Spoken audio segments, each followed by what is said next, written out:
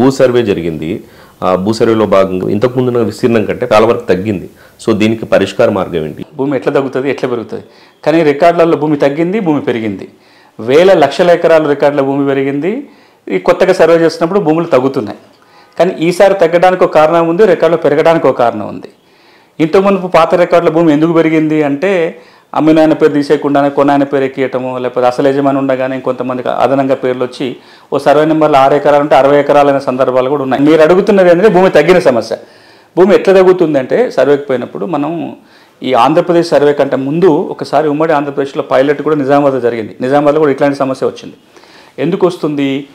ఆంధ్రప్రదేశ్ ప్రాంతంలో చివరిసారిగా భూముల సర్వే జరిగి 120 ఏళ్ళు అవుతుంది.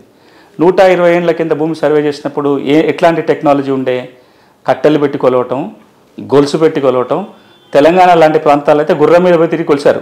గుర్రం 10 నిమిషాలు ప్రయాణం చేస్తే ఇన్ని ఎకరాలని చెప్పి కొలిచారు. కానీ ఈ రోజున ఎట్లాంటి టెక్నాలజీ అందుబాటులో ఉంది?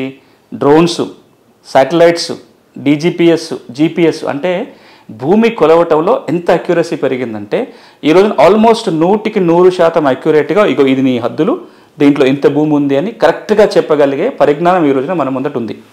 ఆంధ్రప్రదేశ్ రాష్ట్ర ప్రభుత్వం ఈ రోజున సర్వేలో వాడుతున్న విధానం కూడా శాటిలైట్లు వాడుతున్నారు, శాటిలైట్ మ్యాప్లు వాడుతున్నారు.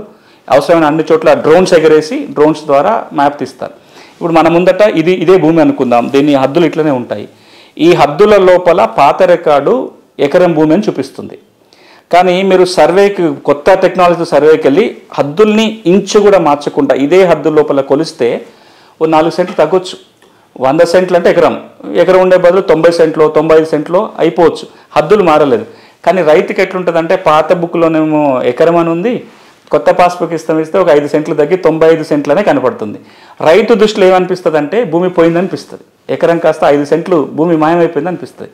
కానీ అక్కడే ప్రభుత్వం కానీ ఇతర సర్వే ఏజెన్సీ ఎవరైతే పనిచేస్తున్నారో వాళ్ళకు ఒక నమ్మకాన్ని కలిగించగలగాలి. మీ బౌండరీ ఇంచు కూడా మారలేదు, కానీ అధునాతనమైన పరిజ్ఞానంతో కొలవటం వల్ల అక్యురేట్ టెక్నాలజీలో ఇగో ఇంతే ఉంటుంది, ఇక్కడ ఇంతకంటే లేదు అని కన్విన్స్ చేయగలగాలి.